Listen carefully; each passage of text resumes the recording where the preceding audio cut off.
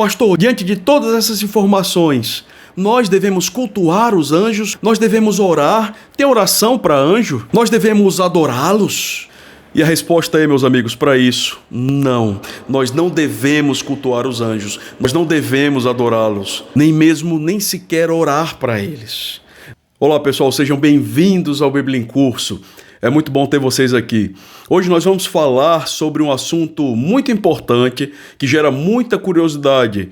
Nós vamos falar sobre angelologia, o estudo acerca dos anjos. Se você tem curiosidade sobre esse assunto, sempre quis estudar sobre ele, a hora de tirar dúvida é agora. Meu nome é Alexandre Mosca, eu sou pastor e você é o nosso convidado para estudar acerca da doutrina dos anjos.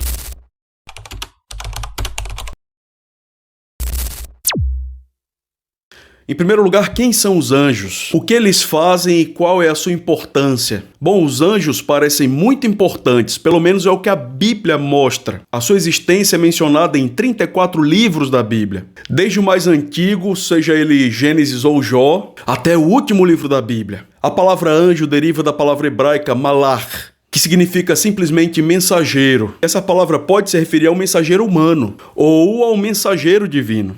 Como mensageiro divino, o anjo é um encarregado especial de Deus, enviado para uma missão especial. A palavra grega para anjo é angelos, e o seu significado é semelhante à palavra hebraica que nós citamos agora há pouco. Também significa mensageiro, ou aquele que fala no lugar de quem o enviou. Bom, se é assim, pastor, então o que os anjos fazem? Até agora você já concluiu que uma das principais funções dos anjos é ser mensageiro de Deus. Eles são encarregados de levar a mensagem de Deus até as pessoas. Não a mensagem do Evangelho, mas as mensagens específicas que Deus quer levar. Por exemplo, o anjo Gabriel levou a mensagem a Maria que ela daria a luz ao Messias, ao Salvador. Mas acima de tudo, irmãos, eu quero dizer que os anjos são servos de Deus. Isso quer dizer que eles servem a Deus, prioritariamente e exclusivamente a Ele. E eles obedecem a Deus somente. Os anjos também são responsáveis ali pelo louvor. Em Apocalipse 5, 11 a 13, você vai ver isso. Eles louvam a Deus. Como nós falamos antes, eles são mensageiros de Deus. Eles instruem e guiam os homens. Nós podemos ver isso ao longo das Escrituras. Homens são guiados e instruídos por anjos para alguma missão específica ou especial. Um anjo instruiu José a fugir para o Egito. Um anjo também se comunicou ali com Cornélio em Atos 10, para falar com ele a respeito das orações que ele fazia a Deus. Os anjos na Bíblia também são usados para aplicar a justiça divina. Você pode ver isso em Apocalipse 20, versículo 1 a 3, em Gênesis 19, 13, em 2 Samuel 24, 16. Uma coisa muito óbvia nas Escrituras é que um dos principais ministérios dos anjos é auxiliar, servir os crentes. Claro que tudo isso de acordo com a vontade de Deus. Para checar isso, eu quero ler com você Hebreus 1,14, que diz o seguinte: não são todos eles espíritos ministradores enviados para serviço a favor dos que hão de herdar a salvação? Então o texto de Hebreus aqui é bem claro, dizendo que os anjos são ministros, seres ministradores a serviço daqueles que hão de herdar a salvação. É claro que os anjos auxiliam também a Jesus. Eles servem o Senhor Jesus. Isso aconteceu no deserto durante a tentação e também no Gólgota. Um anjo foi responsável por rolar a pedra do sepulcro. Quando Cristo vier buscar a sua igreja, serão dados alguns sinais, dentre eles o som de trombeta, mas também o texto diz que a voz do arcanjo soará. 1 Tessalonicenses 4,16. Os anjos também acompanharão Jesus na sua segunda vinda. É possível ver isso em Mateus 25:31 e Apocalipse 19, 13 a 14. Mas a pergunta é: quando os anjos foram criados? E não só quando, mas como eles foram criados? Bom, e a resposta para essa pergunta são várias, segundo as crenças populares. Mas a Bíblia nos diz que os anjos são criaturas. Eles não são eternos, eles tiveram um começo. Salmo 148:5 vai dizer para nós: louvem o nome do Senhor, pois mandou ele e foram criados. Portanto, meus amigos, meus irmãos, os anjos não são eternos. Eles foram criados assim como nós, humanos, também fomos. É importante dizer aqui que eles não são eternos, mas eles são imortais. E aí já é diferente de nós, né? Nós somos mortais, os anjos não são mortais. Lucas 20:36 vai dizer o seguinte: pois não podem mais morrer, pois são iguais aos anjos, são filhos de Deus, sendo filhos da ressurreição. Os anjos também foram criados em número finito. Ou seja, eles não podem se reproduzir e eles não podem aumentar o seu número de nenhuma forma. Mateus 22:30 vai falar sobre isso. Uma coisa interessante é que nós não sabemos o período exato da criação dos anjos, mas Jó 38:6 e 7 nos dá uma pista. Lá é dito que os anjos foram criados antes da criação, que eles assistiram o momento da criação. Quando Deus criou todas as coisas, os anjos estavam lá, participando desse momento, assistindo esse momento. E o texto de Jó diz que eles louvavam a Deus durante a criação. Eles cantavam a Deus enquanto Deus criava todas as coisas. O que parece dizer para nós que os anjos foram criados antes de Deus fazer os céus e a terra. Os anjos também foram criados como criaturas santas, ou seja, sem pecados. Só que existia um grupo de anjos que se rebelou contra Deus, que caiu em pecado e junto com eles foi Satanás, o seu líder. Eles desobedeceram a Deus e foram jogados para fora do céu. Os anjos um dia possuíam livre-arbítrio. Eles poderiam escolher entre servir a Deus ou não, entre o bem e o mal. Só que a Bíblia deixa claro para nós que eles não possuem mais esse livre-arbítrio. Os que caíram com Satanás caíram e os que ficaram com Deus ficaram e vão ser servos de Deus eternamente. A Bíblia também diz para nós que os anjos são mais inteligentes que os homens e que eles também são mais poderosos que nós. Só que dentro dessa comparação entre homens e anjos, os anjos têm uma limitação em relação ao ser humano, particularmente relacionada ao futuro. Os anjos não tiveram o privilégio de serem criados à imagem de Deus, mas nós sim. E por isso eles não compartilham do destino glorioso que o homem crente em Cristo terá. Na consumação dos tempos, o homem redimido será exaltado. E o texto de Paulo em 1 Coríntios 6:3 diz que o homem será exaltado acima dos anjos. Isso é bem óbvio para nós porque Cristo, quando veio ao mundo, ele se fez homem, ele não se fez um anjo. E ele deu a vida em favor dos homens, não dos anjos. E quando nós recebermos um corpo glorificado, assim como o de Cristo é, nós seremos semelhantes a Cristo. Os anjos não vão ter esse privilégio no porvir. E aqui surge a pergunta que não quer calar. Pastor, como foi a queda de Satanás? Como aconteceu? Bom, o texto que fala a respeito disso para nós é Isaías 14:12-15 e Ezequiel 28, do 11 ao 19. Esses versículos são direcionados, em primeiro lugar, a Babilônia e a Tiro. Porém, os estudiosos afirmam que é bem provável que esses versículos tenham um outro alvo em mente. Eles entendem que esses versículos também apontam para uma referência à queda de Satanás do céu. E você pode até se perguntar, não é estranho um texto falar a respeito de dois personagens ao mesmo tempo? Eu digo para você que não. A aliança davídica feita por Deus em 2 Samuel 7 mostra que Deus fez aliança com Davi, dando a ele descendência. A descendência que Deus prometeu ali e a casa que Deus construiria para Davi por meio da sua descendência estava, claro, voltada para Salomão, o seu descendente, quem seria o próximo rei. Mas é óbvio naquele texto que Deus estabeleceria o trono de Salomão, ou no caso o trono de Davi, para sempre. E essa promessa vai se cumprir em Jesus Cristo. Então esse mesmo texto fala a respeito da descendência de Davi, os seus filhos, e também a respeito do Messias, Jesus Cristo, que viria e um dia ele reinará para todo sempre, no trono de Davi, na cidade de Davi. Bom, e quem é Satanás? Quem é esse personagem tão intrigante que nós vemos nas Escrituras e conhecemos, no meio popular como diabo? Em primeiro lugar, Satanás era um anjo querubim. Você vê isso em Ezequiel 28:14. Ele era um anjo muito especial criado por Deus. Ele foi exaltado e ele era um ser único, revestido de glória e poder. E o motivo pelo qual Satanás foi expulso da presença de Deus, no céu onde Deus habita, é que Satanás pecou contra Deus. Esse nome Satanás é usado nas Escrituras por 52 vezes. É derivado do termo hebraico Satã, que significa adversário ou opositor. Então Satanás é literalmente o adversário de Deus, o opositor de Deus. Por isso que ele é dito também que é nosso adversário e anda em nosso derredor buscando a quem possa tragar. O nome diabo, no entanto, é visto nas escrituras também. Diabo é a palavra para acusador e deriva do termo grego diabolos. É interessante, na teologia básica de Hayr, ele conta uma história muito legal. Ele diz que seu professor, o Dr. Ironside, há muitos anos atrás, chamava os seus alunos de cavalheiros. E quando citava esse versículo, o professor do Hayr costumava dizer: cavalheiros, Satanás é o nosso acusador, é o acusador dos nossos irmãos. Portanto, deixemos essa tarefa infeliz para ele. E é interessante porque nós, crentes, infelizmente, muitas vezes atuamos e agimos como o próprio Satanás, sendo o acusador dos nossos irmãos. O Novo Testamento vai usar essa palavra diabolos para se referir ao diabo, sim, mas por 2 vezes nas cartas de Paulo, Paulo diz que diabolos são aquelas pessoas que são caluniadoras dos seus irmãos. 1 Timóteo 3,11 e Tito 2,3. Paulo vai dizer, aconselhar a que as pessoas não sejam caluniadoras. Caluniador é aquela pessoa que é maldizente, que fala mal dos outros ou tenta difamar os seus irmãos. É aquele que acusa as pessoas de erros que elas nem cometeram, causando assim a calúnia, atacando assim a honra e o nome de alguém. Então nós não devemos ser como o diabo é, caluniador dos nossos irmãos. A Bíblia também aponta o caráter maligno de Satanás.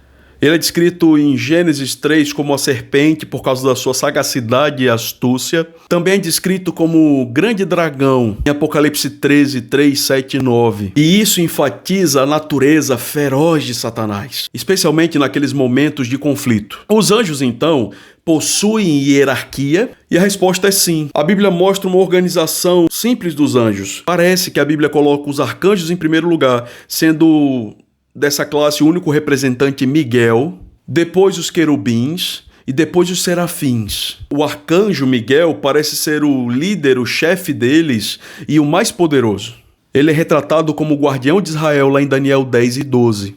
Miguel também liderará o exército celeste contra Satanás. Isso nós podemos ver em Apocalipse 12, versículo 7. Uma curiosidade para vocês é que o livro apócrifo de Enoque menciona não só Miguel como arcanjo, mas Gabriel, Rafael, Jeremiel e Uriel também, como 5 dos principais arcanjos de Deus. Os querubins são uma ordem específica de anjos mostrados nas Escrituras. São os querubins, por exemplo, que são retratados na tampa da Arca da Aliança. E é óbvio para nós que eles ocupam também lugares superiores em hierarquia. Eles parecem atuar como guardiões da santidade de Deus. Eles serviram também, por exemplo, para proteger o caminho que levava até a árvore da vida. Foram eles que foram colocados para guardar o jardim do Éden. Alguns vão identificar os 4 seres viventes de Apocalipse 4 como 4 querubins. Os serafins são anjos mostrados no texto de Isaías capítulo 6. Aparentemente os serafins são de uma ordem similar dos querubins. Eles servem diante do trono de Deus e parecem exercer uma espécie de obra de purificação. E entre as suas funções está a adoração a Deus. Toda vez que nós vemos a descrição de um serafim na Bíblia, eles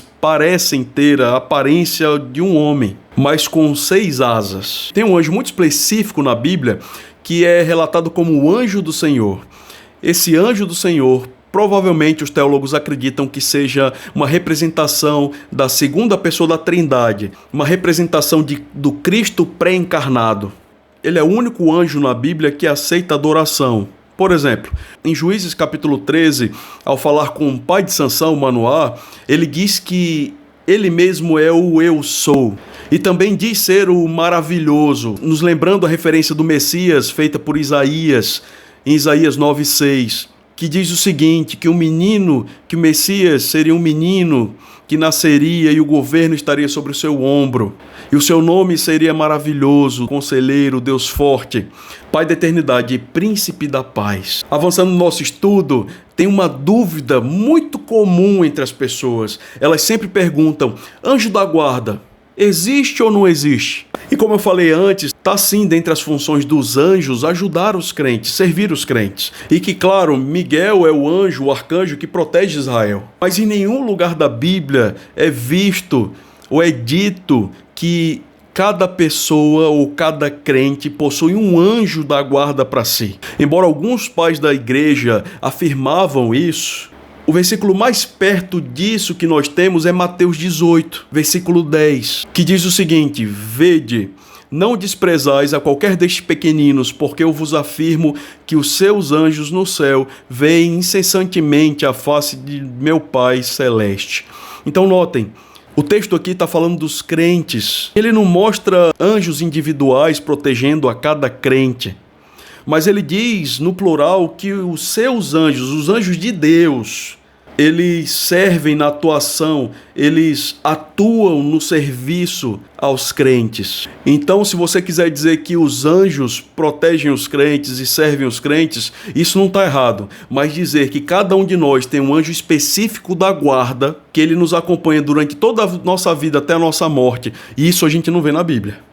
Os anjos bons estão preocupados com o serviço à igreja, o serviço aos crentes, e assim como Deus estão preocupados com o bem-estar dos cristãos. E vamos responder agora a pergunta inicial, que é: pastor, diante de todas essas informações, nós devemos cultuar os anjos? Nós devemos orar? Ter oração para anjo? Nós devemos adorá-los? E a resposta é, meus amigos, para isso: não. Nós não devemos cultuar os anjos. Nós não devemos adorá-los. Nem sequer orar para eles. Na Bíblia nós vemos os salvos, os crentes, sendo chamados a adorarem somente a Deus. E isso tudo é corroborado pelo nosso Senhor Jesus Cristo, que durante a tentação no deserto por Satanás, ele respondeu ao diabo: ao Senhor teu Deus adorarás, e só a Ele darás culto. Então fica claro para nós que nós devemos adorar e cultuar e orar somente a Deus. E de todos os relatos de anjos que nós temos nas Escrituras, somente um aceita adoração. E esse é o anjo do Senhor, que os teólogos discutem e muitos afirmam que é uma representação da cristofania, ou seja, uma representação de Cristo, da segunda pessoa da Trindade. Então toda vez que você vê o anjo do Senhor no singular, e essa palavra anjo começando com A maiúsculo na Bíblia, provavelmente está se referindo a Jesus Cristo, numa aparição ali antes da encarnação. E mais uma informação interessante é que João, no final do livro do Apocalipse, ele tenta se curvar, se prostrar, cair diante de um anjo para adorá-lo. E o anjo ali naquela situação rejeita a adoração de João, direciona João a adorar somente a Deus. Você pode ver isso lá em Apocalipse 22, versículo 8 e 9. Anjos maus existem? Sim, nós vemos que Satanás caiu por causa da desobediência. Nós sabemos que 1/3 dos anjos caiu com ele, acompanhou ele. E também sabemos que eles serão condenados, juntamente com Satanás, o anticristo e o falso profeta, ao lago de fogo eterno. Isso está em Mateus 25, 41 e Apocalipse 20, 10. Ainda que você não entenda, todos eles, os anjos maus, que são os demônios na Bíblia, eles estão sujeitos ou debaixo da autoridade maior de Deus. Nem o próprio Satanás pode fazer nada se Deus não quiser. Isso é muito claro no relato de Jó, capítulo 2, versículo 6, que onde Deus diz para Satanás: pode ir, faça tudo conforme você falou a Jó, só não toca na vida dele. Ou seja, a ação de Satanás, o poder de Satanás sobre Jó foi limitado por Deus. Como Lutero dizia, né? Satanás é o cão na coleira de Deus. Ele só vai até onde Deus quer que ele vá. E o poder de Satanás e dos demônios é limitado pelo poder de Deus. Muita gente pensa que Satanás está numa batalha de igual para Deus, né?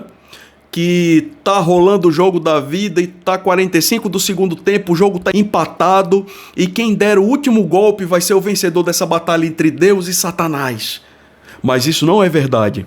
Deus é infinitamente superior, infinitamente mais poderoso que Satanás e que todos os demônios. E ainda falando dos anjos maus, Paulo sugere que por meio dos anjos nós podemos receber revelações que não estão de acordo com a palavra de Deus ou com o que Cristo ensinou e o que os apóstolos ensinavam. Isso está lá em Gálatas 1:8, que diz o seguinte: mas ainda que nós, ou mesmo um anjo vindo do céu, vos pregue evangelho que vá além do que vos temos pregado, seja maldito. Então Paulo já alertou para essa ideia de que anjos poderiam até surgir, caso surgissem com outro evangelho que fosse diferente do que ele pregava e os apóstolos pregavam. Esse era um evangelho maldito que não fazia parte do evangelho de Deus, não fazia parte da mensagem da salvação de Deus para os homens. Para finalizar, nós temos que ter então alguns cuidados com seitas e heresias. Nós sabemos que o mormonismo, por exemplo, afirma que o Joseph Smith recebeu a revelação de um anjo que veio do céu, e o nome desse anjo era Anjo Moroni. Ele trouxe a revelação em placas de ouro para Joseph e escreveu ali numa língua chamada egípcio antigo. E dessa experiência de Smith nasceu o que é hoje o Livro dos Mormons. Era uma revelação extra-bíblica que ia além da Bíblia, que complementava a Bíblia. E os mormons acreditam piamente nisso. Também existem seitas neopentecostais que é muito comum nós vermos oração para anjos, batismos feitos por anjos, curas feitas por anjos. Muitas igrejas neopentecostais direcionam a sua adoração a anjos. Eu vi essa semana um pastor dizendo que existe uma unção dada por um anjo, que é a unção da anestesia, em que o anjo vem e anestesia o paciente, aquele fiel que precisa de uma cura. Irmãos, isso tudo é lorota, é invenção da cabeça dessas pessoas. Ou é uma revelação que não veio de Deus. Os fiéis, então, são levados a aprender a manipular os anjos e o seu poder para conseguir deles bênçãos e poderes espirituais. No islamismo também, nós vemos que Maomé recebeu a revelação de um anjo. E foi a partir desse contato com um anjo que se originou o livro sagrado do islamismo, o Corão. O adventismo do sétimo dia, por outro lado, acredita que Jesus e o anjo Miguel são a mesma pessoa, afirmando que o arcanjo Miguel é Jesus Cristo. E nós devemos fugir dessa comparação. O arcanjo Miguel é um anjo muito poderoso, mas não é Jesus. O arcanjo Miguel é um anjo criado por Deus e Jesus não foi criado. Jesus é o próprio Deus, a segunda pessoa da Trindade. Então, muito cuidado com essa comparação, porque ao fazê-la você está limitando a segunda pessoa da Trindade e reduzindo-a a um ser criado. E aqui vão algumas perguntas comuns acerca dos anjos. Por que nós, os crentes, a igreja, por que nós julgaremos os anjos? Paulo vai dizer que nós julgaremos os anjos juntamente com Cristo. Claro que ele está falando dos anjos maus. Nós, de alguma forma, a igreja, de alguma forma, participará desse julgamento. Nós não sabemos como, mas nós participaremos dele. E ajudaremos a Cristo a julgar os anjos caídos, os demônios. Então, sim, nós julgaremos os anjos no futuro. Outra pergunta muito comum é geralmente feita por crianças, né? Quando nós morrermos, nós vamos virar anjos? Nós vamos ter asas? E a resposta é não. Quando nós morremos, nós continuamos como humanos. E quando Cristo vier buscar sua igreja, nós receberemos dele corpos glorificados. E seremos assim como ele é, como João diz para nós. Nós seremos semelhantes a Cristo. E provavelmente todos nós permaneceremos com a mesma característica que nós temos hoje, só que de forma perfeita, sem pecado e com um corpo totalmente sem defeitos. Nós seremos semelhantes ao nosso Senhor Jesus. E aí, você gostou de aprender sobre os anjos? Quer estudar mais? Quer ir mais profundo nisso? Eu vou deixar um link aqui embaixo, onde você pode baixar um material e ler esse material como devocional ou como seu estudo pessoal. É totalmente de graça. Eu quero agradecer você que assistiu até aqui. Um grande abraço e seja muito bem-vindo ao nosso canal Bíblia em Curso. Nós temos vídeos aqui toda semana, então se inscreva, curta, compartilhe e comente. Um grande abraço, pessoal. Tchau.